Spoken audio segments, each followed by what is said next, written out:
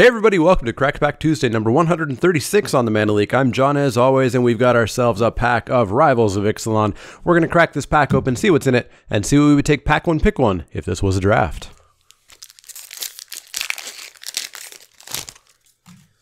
Up first, we've got good old Raptor buddy, Raptor Companion, 1 and a white for creature dinosaur, 3/1, that's it. Raptor Companion's fine. I love 3/1s for 2 in white. That's one of my favorite vanilla statted creatures there. Nice and aggressive, works really well in the various aggressive decks. If you have dinosaur synergies, if you want to be aggro, you want this guy. But he's really far from a first pick. He's like 6th, 7th, 8th pick. Up next is Spire Winder with the power and toughness. We had a draft the other night where we had 3 that didn't have the power and toughness down there. Very weird. Spire Winder is 3 and a blue for a creature snake. It's a 2/3, it's got flying. It has ascend. If you have the city's blessing, it has +1/+1.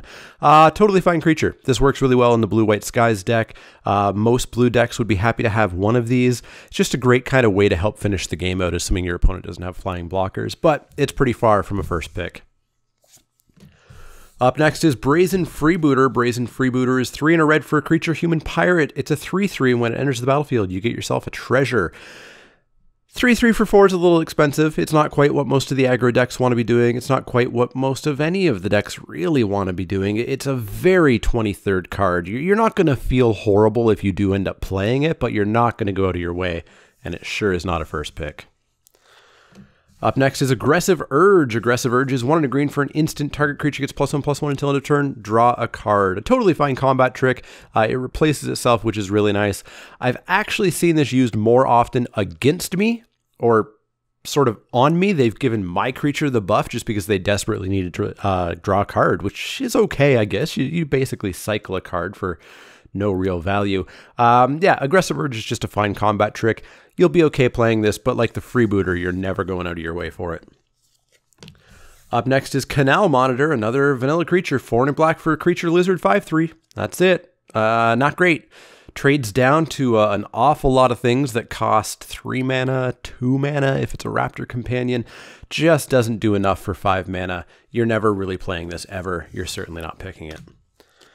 The vanilla train continues with an Rasca frillback, 2 and a green for a 4/2 creature dinosaur. No rules text either. This costs 2 mana less for a single power less and a single toughness less. It still trades down to 2 drops, but it's only 1 extra mana. It's fine. Just like Frenzied Raptor was fine, this is fine. You are not picking it highly. You are not happy to play this card, but it's also not the worst. And if you get any sort of dinosaur synergies with it, it gets better. So, Rasca frillback, certainly not first picking it either. Luminous Bonds is finally a card we can consider first picking. 2 and a white for an enchantment or a common enchant creature. Enchanted creature can't attack or block. Pacifism that costs 1 more mana is still totally and utterly fine. Yeah, I have first picked Luminous Bonds. I will continue to first pick Luminous Bonds. It's basically unconditional removal. Up next is Colossal Dread. Colossal Dread is 4 green for a creature dinosaur, 6/6 with trample.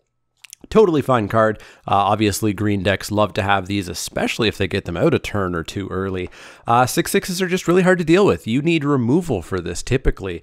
Double blocking sometimes will work, but then, boy, does a combat trick ever blow you out. Colossal Dread is totally fine. It's very much like a 21st, 22nd card. You're always pretty fine to be playing the first one of these, especially if you have ramp, but it's nowhere near a first pick ever. We got Dark Inquiry, 2 and a black for a sorcery. Target opponent reveals his or her hand. You choose a non-land card from it. That player discards the card. Thoughtseize for 2 extra mana, but you don't lose life. It's okay. It's a lot better in sealed, where the format's just slower and your opponent's going to be playing bigger stuff, which means you can cast this later and still likely hit something. I would never main deck this in a draft. Usually, I actually have already, but it was a bad draft, let me tell you. But if you see something that you just can't deal with, you can side this in and then cast it the turn before they could cast it, but it's nowhere near a first pick. Our final common is Soul of the Rapids. Soul of the Rapids is 3 blue for a creature elemental, 3/2 flying, hexproof. It can be hard to deal with. It can be really hard to deal with, especially if you throw on a curious, whatever it's called, the Curiosity enchantment in this set, or any enchantment really. But it does cost 5. It is double blue, so it doesn't always come down quite as quick as you want it to. Maybe even not quick enough to get you the game, but it's totally fine, and you'll play this happily in most blue-white skies, but you'll never ever first pick it. Our first uncommon is Woodland Stream. Woodland Stream is a land. It enters tapped, and you can tap it for green or blue mana. You're never first picking these, but if you are green or blue or splashing, you're happy to have it. Arterial Flow is up next because we just don't have enough hand hate in this pack. 1 black for a sorcery. Each opponent discards 2 cards. If you control a vampire, each opponent loses 2 life, and you gain 2 life. If you're vampires and in sealed, you probably always play this, and if you are in draft, you maybe play this. I have played this as well, and it did actually win me the game once, but it is just a harder to cast Mind Rot that maybe nets you a 4-life swing. I'm not sold on this card in draft. I think it's probably just a little bit too cute or a little bit too niche, and it's certainly not a first pick, so we don't have to really discuss it further. Our final uncommon is Raging Regisaur. Raging Regisaur is 2 red-green for a creature dinosaur. It's a 4/4, and when it attacks, it deals 1 damage to target creature or player. Regisaur is fantastic. It's a 4/4 for 4, which is already 100% playable. Very, 20th, 19th card. You're always going to play it. The fact that it can enable your enraged creatures, it can kill your opponent's X1s, it can make your opponent's, X5s, technically be an X4 and die to this. It can deal 1 to your opponent's face. It can deal 1 to you if you want to for some reason. I don't know why, but there's so much value in this. There's so much versatility. Raging Regisaur is definitely potentially first pickable, even though it's a gold card. Our rare is a rare that I have played with. Tomb Robber. Good old Tom B. Robber. 2 and a black for a creature human pirate. It's a 1/1 with menace. Pay 1 generic mana, discard a card. Tomb Robber Explorers. I played this, and it is so slow. So slow. Discarding a card is a very real cost. Yeah, if it's a land, that's cool. It's kind of free-ish. But the amount of mana you have to put into this, the amount of work you have to put in this, the amount of discard you have to put into this for this thing to get bounced or killed or anything is just so much. I am utterly out on Tomb Robber. I will never be picking or playing this card ever again after my first draft with it. It's just so slow, so it's not going to be in frame here.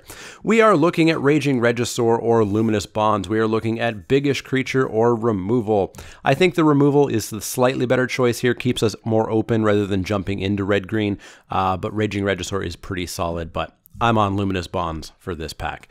Let me know what you would have taken. Would you have taken the Regisaur? Are you actually much more higher on Tomb Robber? Let me know in the comments down below. As always, if you have any questions, comments, or suggestions, you can find me on Twitter at The Mana Leak. That's L-E-E-K like the vegetable, not the card. You can find me at facebook.com/themanaleak, twitch.tv/themanaleak, and patreon.com/themanaleak. If you like the content, click that thumbs up button, click subscribe if you haven't already and you want to see more. And if you do have questions, comments, or suggestions, let me know. Otherwise, see y'all next time.